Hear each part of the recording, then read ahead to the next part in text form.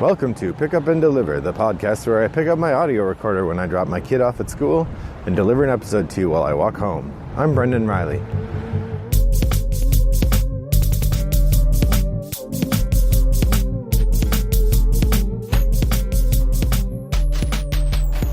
Well, greetings listeners. It is Monday, February 3rd, and I'm pleased to be speaking to you in a balmy 48 degrees Chicago suburbia. Last week was the polar vortex, and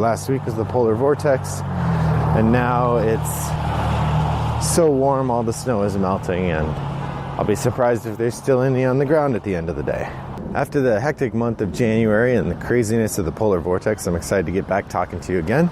Now that we're in February, it seems like an appropriate time to do a top of the stack update.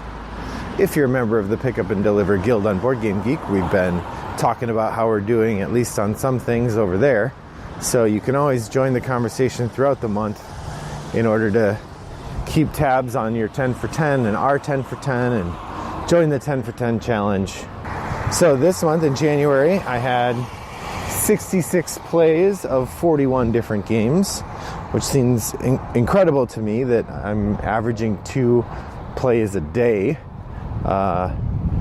That some of the game days that I've gone to have really filled that in, because there have been some days when I wasn't quite as good. I think February will prove less productive because we're coming out of the winter months a little bit, getting back to the regular semester, but I'm hoping to keep things lively there. I had 2 play tests of games from Rattlebox Games that we're working on, and I'll report on other things as we go along.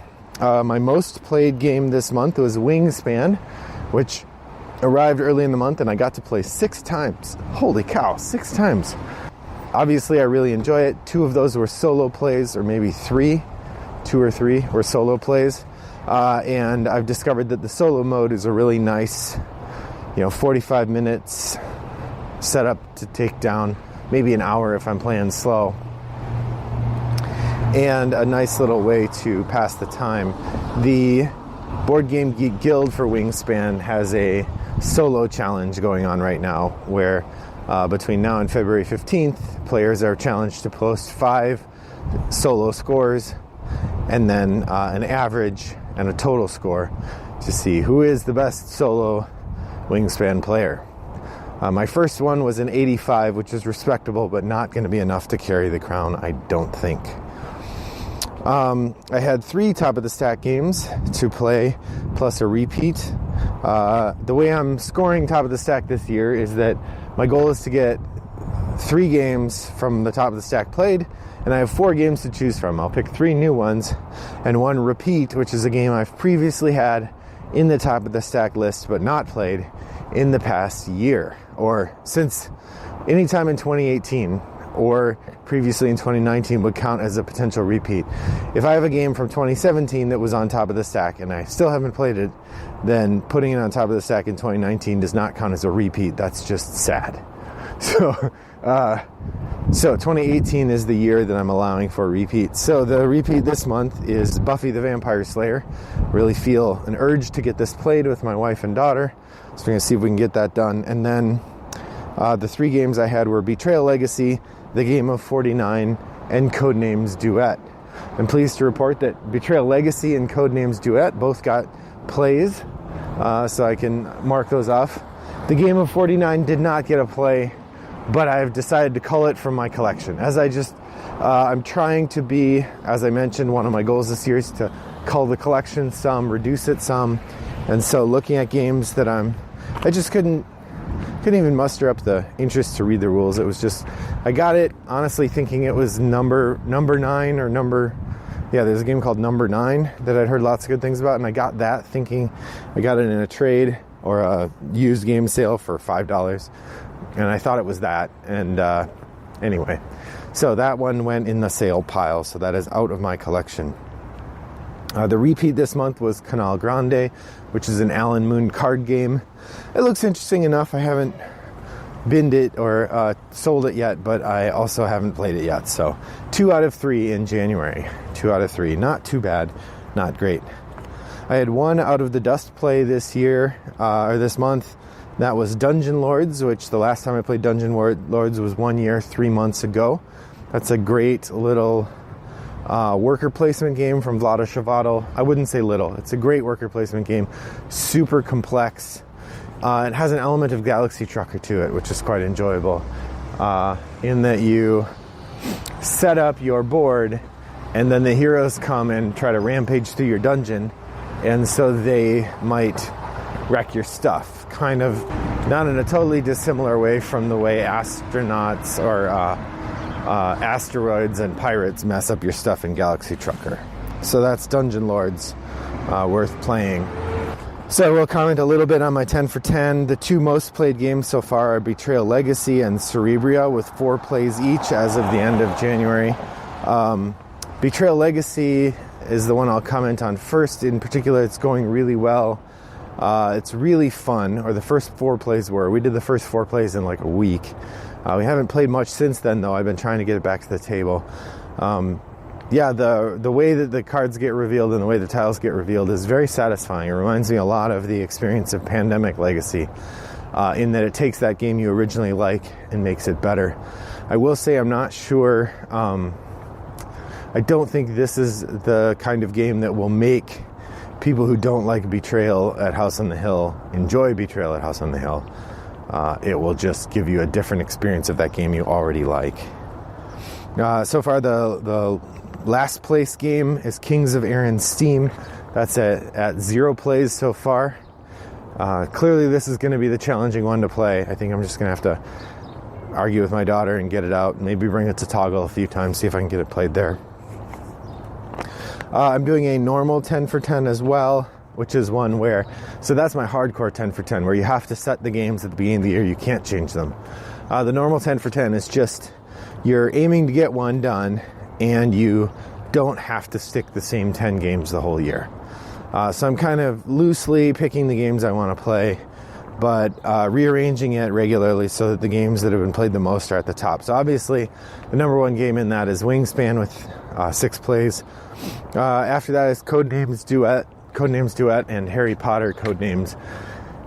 It's maybe a little cheat to put these as the same game, but they are the same game. Harry Potter Codenames uses the Harry Potter cards. Codenames Duet uses more traditional Codenames cards, but they're the same game. Like, you play it the same way, and so I'm not, I don't have a problem saying that a play of either counts as a play for my 10 for 10. That's my plan with those. So that's Codenames Duet and Harry Potter Codenames. I haven't made much progress on my leftovers list except for a Roll for the Galaxy, but that's mostly because I'm playing it online. So January was a fun month for new games. I played 12 new games this month, which was a nice mix. That's one every 2 or 3 days, which sounds like a lot, but not surprising. Of course, Betrayal Legacy and Codenames Duet and Wingspan are all on there, as is another Christmas gift I got, Scarabia, which is a nice little tile placement game, really light, in that, I mean, it doesn't take very long, it's easy to play, you get points for relatively simple things. Last time I played it, it occurred to one of the players that you could just copy someone else, so I'm curious to see whether the game has any rules about that. I have not gone to look it up yet. Condottiere and Triples are 2 games I played that I did not think very much of. I got to play Dude, which is a party game where it's like Happy Salmon, only instead of making a hand motion and trying to get someone to match your hand motion, you're saying dude in various ways. It's a fun little diversion, not anything really all that amazing, but worth playing if someone presents it. I played Chronicles of Crime, which I thought was fine, but it didn't click for me. And part of why it didn't click for me is I don't think that a puzzle-type, mystery-type game like that is something I like to play at a big game event. Just doesn't suit me very well.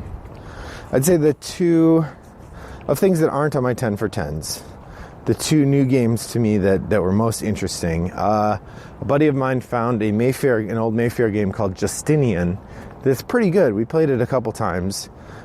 In it, you are trying to manipulate the advisors to the Emperor Justinian. There's 12 of them lined up on this board, and you play tokens to either... So you have cards. You have 12 cards in 4 different colors, 3 of each color. And those are the advisors you like, the ones that you're trying to score. So the way that it works with Justinian is that you are changing the order of the advisors around to sort of indicate how prominent they are.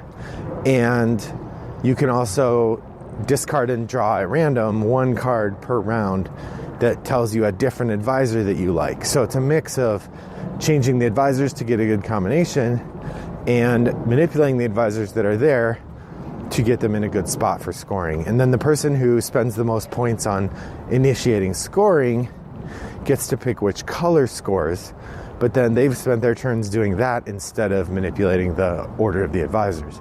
So it's a really nice puzzle. It's not too deep in that there's just these 2 mechanisms, and it feels very much like a 2000s or 2010, 2012, somewhere in there, Mayfair game. I think it was 2007 or 2008, maybe 2006. It feels like that era. But it was fun. Really interesting. Nice components. I liked it. So that's Justinian, if you get a chance. Worth playing. And then I'd say the most interesting game that I hadn't tried yet was Photosynthesis. A buddy brought that over. He had picked that up from Blue Orange Games. I regret that I did not look up the designer. So Photosynthesis is a game about growing your own squad of trees in a forest. And it's got this really great mechanism where the sun moves around the board and you get sun points each round based on how tall your trees are. And trees that are behind other trees get blocked and don't get any points. But your goal is to progress your trees up to the tallest level and then have them fall down. And when they fall down, you earn points. And that's how you win, is to have your trees fall down. But when they fall down, then you lose that space and all of the energy your big tree was gathering. So it's a really interesting cycle where you're trying to grow these big trees and get all of these energy points, but you have to give up your energy, your income, to score points. So it was actually pretty interesting. I'd heard it was pretty mean. I didn't think it was that mean, but maybe it was because going in we all said, oh, I've heard this game is mean. Oh, this game's gonna be mean. Better not be too mean. So then we were mean. We were kind of like, oh yeah, that's the way the game works. So I'm coming to think that games that are really mean only feel really mean when people don't know that's how they're meant to be. The last thing I want to talk about today is my out of my shelf of opportunity. My goal is to get the shelf of opportunity down to 28.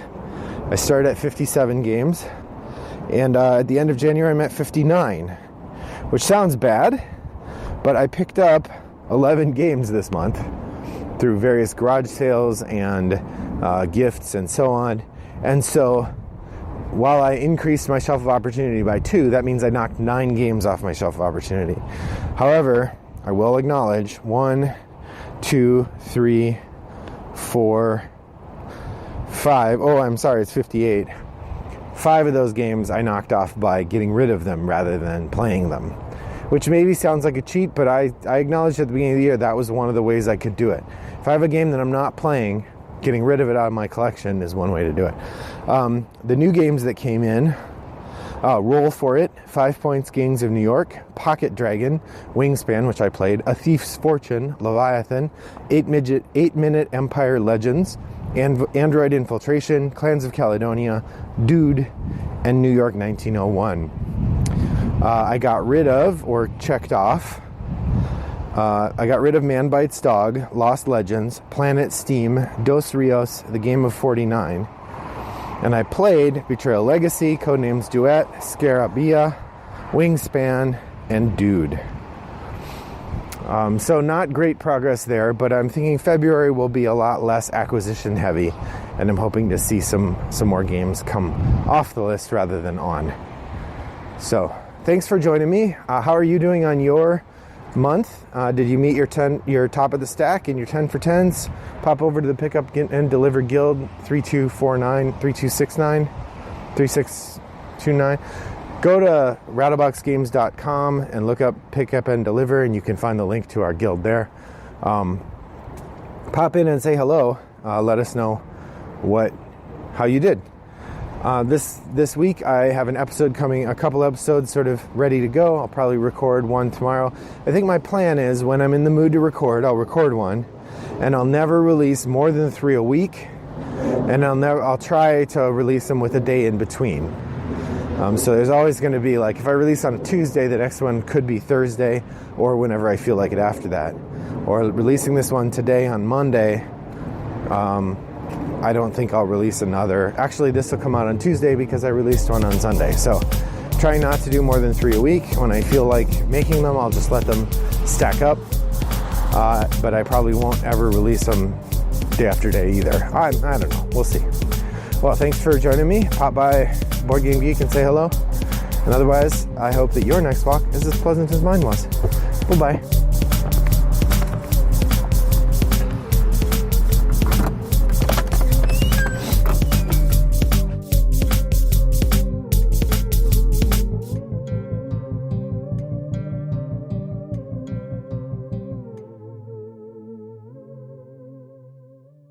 I'm excited to be back talking to you again. I'm keeping those pretty up to date on the guild, but I will comment a little bit. Come on.